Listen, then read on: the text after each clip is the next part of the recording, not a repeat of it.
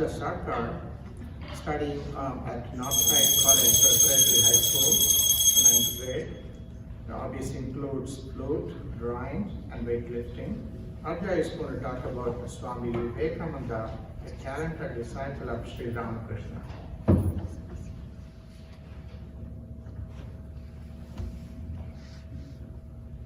Pranam to Swamiji and to Swami Vivekananda, and good morning to everyone. I am Arja Sarkar, a daughter, a sister, a devotee, and a representative of the youth. It is a privilege to speak about one of the greatest spiritual leaders of all time, Swami Vivekananda.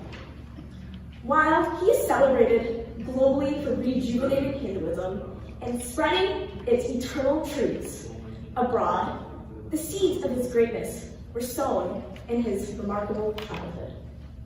Today, I want to take you on a journey through those early years, exploring how the experiences and values he gained during this time shaped the towering personality who went on to transform the world. The sacred beginning. Swami Vivekananda, born as Narendranath Datta, entered this world on January 12, 1863 at 6:33 in the morning, just before sunrise. It was the auspicious day of Makar Sankranti, a festival that draws millions of devotees to the banks of the Ganga. As the air reverberated with prayers and hymns, a young Narendranath took his first breath. A fitting start for someone who would later lead humanity to transform the world. Before his birth, his mother, Bhuvaneshwari Devi, had prayed fervently to Lord Shiva for a son who would honor the family and serve the world. Her devotion was unwavering, and in a dream, Lord Shiva promised to be born as his son. When her prayers were answered, she gave him Sureshwara, a tribute to Lord Shiva. Though the family affectionately called him Narendra, or Naren, the divine connection to Shiva would become a defining trait of his life. From the very beginning, Narendra was destined to follow a spiritual path that would resonate with the ideals of renunciation, fearlessness, and truth. Early spirituality and introspection. As a child, Naren exhibited a deep love for Hindu deities. Inspired by his mother's teachings, he would create small altars and worship idols, especially those of Rama and Sita. But his young mind was restless and analytical. When he heard someone describe marriage as a terrible bondage, he reconsidered his devotion to Rama and Sita, shifting his focus instead to Lord Shiva, the ultimate symbol of renunciation. This marked the beginning of his quest for truth, unbound by societal norms or traditions. From a young age, he experienced a strange vision. When he was about to fall asleep, closing his eyes, he would see between his eyebrows a ball of light, of changing colors, which would slowly expand and at last burst, bathing his whole body in a white radiance. Watching this light, he would gradually fall asleep.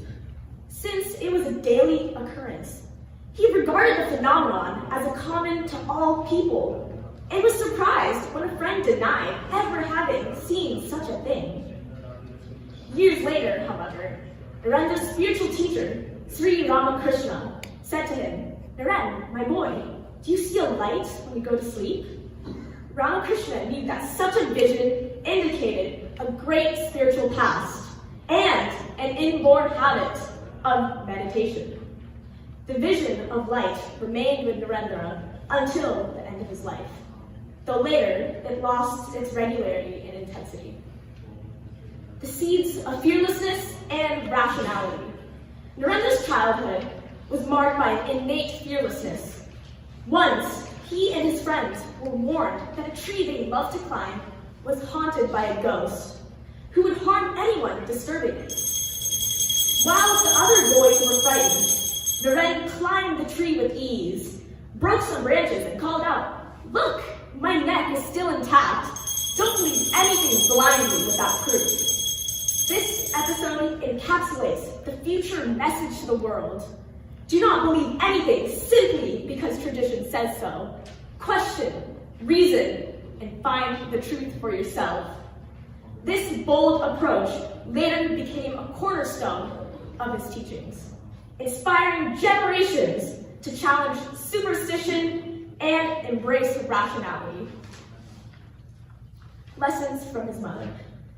Bhuvaneshwari Devi, the wren's mother, played a profound role in shaping his character.